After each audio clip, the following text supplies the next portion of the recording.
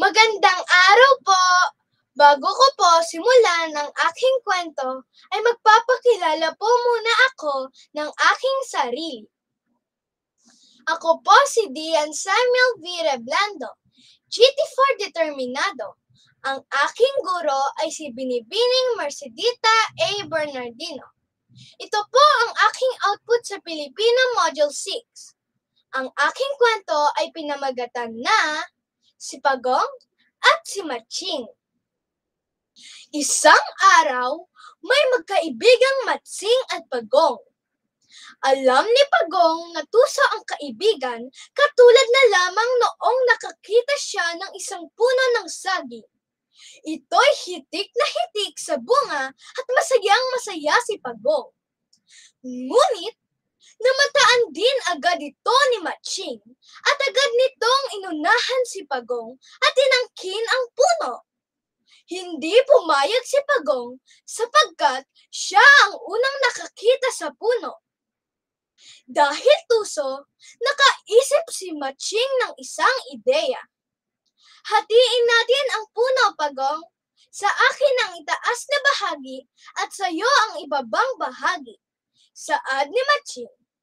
Pumayag naman si Pagong at nakangising umalis si Matching, dala-dala ang puno na may bunga. Buong pag-aakala ni Matching ay maiisahan niya si Pagong. Lumipas ang mga araw ay naubos na ni Matching ang bunga at namatay ang puno ng saging. Dali-dali siyang naghanap muli ng makakain.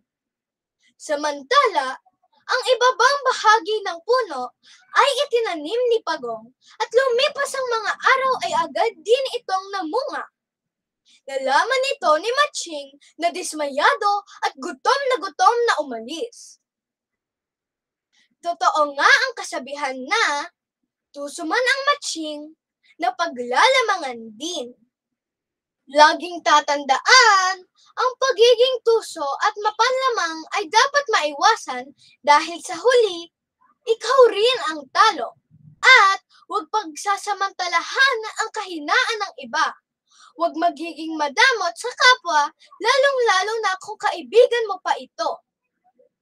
Wala nang mas mahalaga sa pagkakaibigan. Walang anumang bagay ang makakasira dito.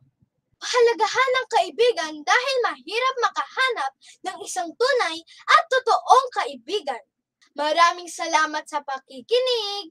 God bless and stay safe everyone.